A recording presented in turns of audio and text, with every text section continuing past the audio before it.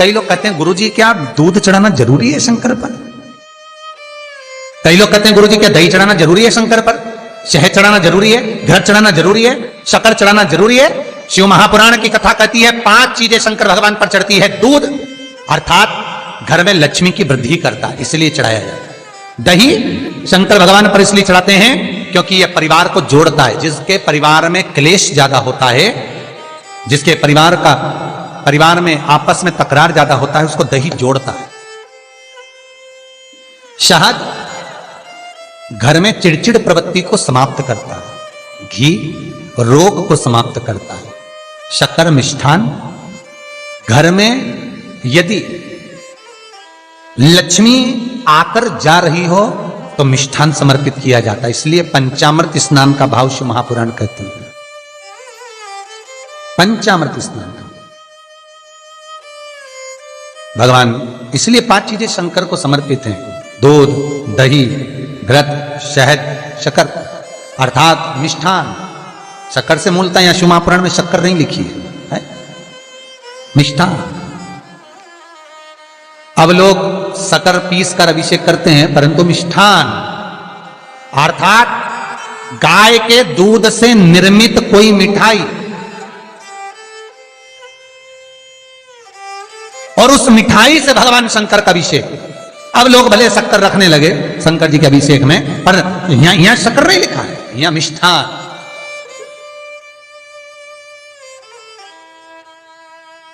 हमारे यहां सहज भाषा में कहते थे उसको खांड अर्थात मीठा। शिव महापुराण की कथा कहती है दर्पण इतना बड़ा ले लो। बंदर वाला अगर दर्पण वाली नहीं तो इतना बड़ा दर्पण लो, हनुमान जी के मंदिर में जाकर, क्योंकि हनुमान शंकर का ही अवतार है। हनुमान जी के मंदिर में जाकर हनुमान जी के उल्टे पांव का थोड़ा सा सिंदूर, चरण का थोड़ा सा सिंदूर एक कागज में लेकर आ जाइए। और हनुमान जी के छोटे भाई, हनुमान जी 6 भाई हैं, उसमें गतिमान, हनुमान जी के छोटे भाई गतिमान का नाम लो और गतिमान का नाम लेकर उस दर्पण पर सिंदूर से त्रिशूल बना दो। सिंदूर से त्रिशूल बनाकर उस दर्पण को घर के बाहर, दर्पण का मुख बाहर की ओर, ऐसे बाहर की ओर मुख कर कर दर्पण को घर के बाहर या दरवाजे पर, बिल्डिंग पर, ऊपर जाली में, फ्रंट में कहीं पर भी उसको लगा दीजिए। महाराज केवल शंकर का स्मरण कर कर गतिमान का नाम लेकर हनुमान के उल्टे पांव का सिंदूर का त्रिशूल बनाकर जो दर्पण को लगा देता है, आपको 1 महीने के अंदर अंतर मालूम पड़ जाएगा कि पिछले जो महीने निकले हैं उस महीने का अंदाजा लगाना कि घर में लोग कितने बीमार पड़ते थे और इस दर्पण को लगाने के बाद बीमारी कम हुई कि नहीं हो कम तो ठंडा कर देना, क्या जा रहा है, पर करके जरूर देखना। विश्वास रखकर करोगे, भगवान शिव का अनुमोदन कर कर, भगवान शंकर पर विश्वास रखकर करोगे तो बीमारी घेर नहीं सकती। अकाल मृत्यु हो मरे जो काम करे चंडाल का, काल उसका क्या बिगाड़े जो भक्त हो महाकाल का। शंकर की आराधना करने वाला, शिव का स्मरण करने वाला, शिव को निवेदन करने वाला, शिव अर्चना में डूबने वाला, शिव का अनुमोदन करने वाला कभी दुखी नहीं हो सकता। तो शिव महापुराण की कथा कहती है शंकर को जितना जल प्रिय नहीं, शंकर को जितना बेल प्रिय नहीं, शंकर को जितना शमी प्रिय नहीं, शंकर को जितना दूध दही प्रिय नहीं, शंकर को अगर कुछ प्रिय है तो सत्य प्रिय है। सत्यम शिवम सुंदर। इसीलिए हमारे यहां शास्त्र कहता है ब्रह्मा जी केतकी के फूल को लेकर आए, उसने झूठ बोला। ब्रह्मा जी गाय को लेकर आए, शंकर भगवान के सम्मुख में झूठ बोला। ब्रह्मा स्वयं झूठ बोले तो सिर कटा, कर्मनाशा नदी प्रकट हुई। और शिव महापुराण की कथा कहती है शंकर को सत्य प्रिय है, अगर झूठ बोला है। इसीलिए शिव महापुराण का स्पष्टीकरण किया जाए, वर्णन किया जाए तो पहले के समय में अदालत नहीं होती थी, पहले के समय में पंचायत नहीं हो सकती थी, पहले के समय में कोई सभाएं नहीं होती थी, पहले के समय में कोई निर्णायक मंडल नहीं होता था, पहले के समय में केवल एक निर्णय होता था। गांव के लोग ले जाकर शंकर के मंदिर में खड़ा कर देते थे और कहते थे उठा गंगा जली, और कहते तूने ऐसा नहीं किया। गंगा जली उठाकर कह दे कि तूने ऐसा नहीं करा। क्यों गंगा जली उठवाते थे? क्योंकि लोगों ने शिव महापुराण सुन रखी थी।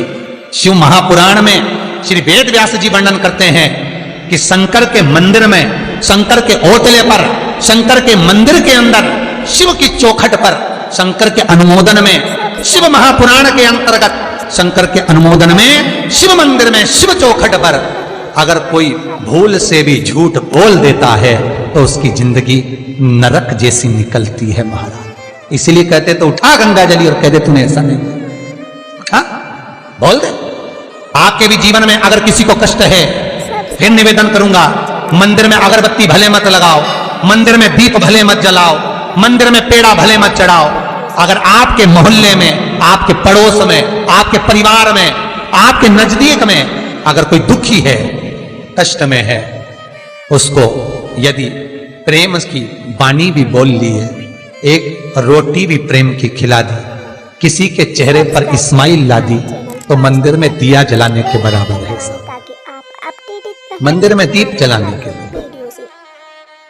बेलपत्र भगवान माता पार्वती के अश्रु से है, रुद्राक्ष भगवान शंकर के अश्रु से है, शमी पत्र उमा और महेश्वर भगवान शंकर के विग्रह के सुख से जो जल प्रकट हुआ है, उस जल से शमी की उत्पत्ति है। दोनों के मिलन से, दोनों के मिलन से। जैसे एक मुखी से लेकर 14 मुखी तक रुद्राक्ष होते हैं, आपको पहले भी कथा में कहा, एक मुखी से लेकर 14 मुखी तक रुद्राक्ष होते हैं। सभी रुद्राक्ष का अपना अपना एक मंत्र होता है, अपनी अपनी एक साधना होती है जिसके अनुसार रुद्राक्ष काम करता है। एक मुखी रुद्राक्ष लक्ष्मी की वृद्धि के लिए होता है। कभी मौका मिले तो एक मुखी रुद्राक्ष का दर्शन करना। पर एक मुखी रुद्राक्ष जितना छोटे से छोटा होता है, जितना छोटे से छोटा होता है, उतना सुख दे। एक मुखी रुद्राक्ष लक्ष्मी की वृद्धि के लिए होता है, कार्य सिद्धि के लिए होता है। कोई भिखारी से भिखारी, गरीबड़े से गरीबड़ा भी अगर धारण कर ले, उसके घर में एक मुखी रुद्राक्ष अगर प्रवेश कर जाए तो सुख का अनुभव करा देता है, संपदा का अनुभव कराता है, सरस्वती का भाव प्रकट करता है, वैभव का भाव देता है। एक मुखी रुद्राक्ष का मंत्र है ओम ह्रीं नमः, ओम ह्रीं नमः। ये लक्ष्मी के लिए होता है महाराज। दो मुखी रुद्राक्ष बांधा को हरता है।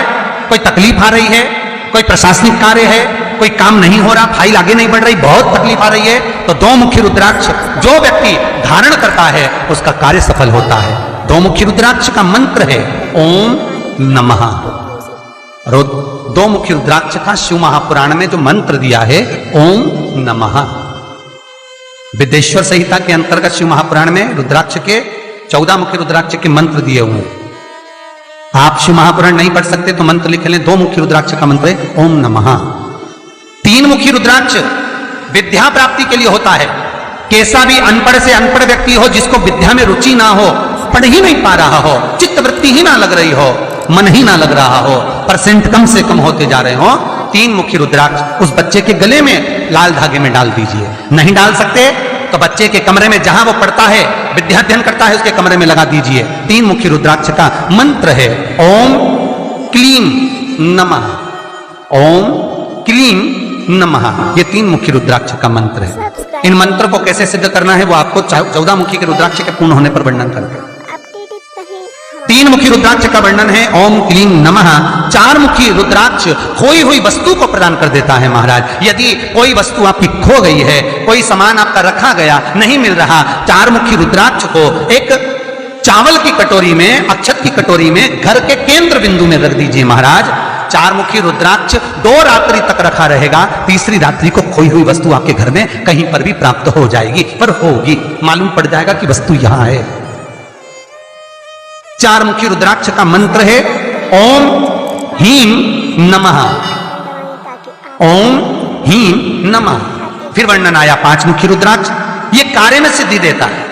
व्यापार नहीं चल रहा हो, कोई नई दुकान खोली हो, नई फैक्ट्री खोली हो, नया कोई कार्य करने जा रहे हो, नहीं हो रहा है, पैसा लग रहा है पर आवक नहीं हो रही है, तो 5 मुखी रुद्राक्ष फल प्रदान करता है। इसका मंत्र है ओम ह्रीं नमः, ओम ह्रीं नमः। 6 मुखी रुद्राक्ष अटके हुए काम को सफल बनाता है। जिसका विवाह नहीं हो रहा हो, शादी नहीं हो रही हो, रिश्ते बहुत आ रहे हो, संबंध नहीं हो रहा हो, तो 6 मुखी रुद्राक्ष स्त्री हो चाहे पुरुष हो, उसके गले में लाल धागे में डाल दिया जाए। 6 मुखी रुद्राक्ष का मंत्र है ओम ह्रीं हूं नमः, ओम ह्रीं हूं नमः। ये 6 मुखी रुद्राक्ष का मंत्र है। 7 मुखी रुद्राक्ष श्री शिवाय नमस्तुभ्यं। श्री शिवाय नमस्तुभ्यं। श्री शिवाय नमस्तुभ्यं।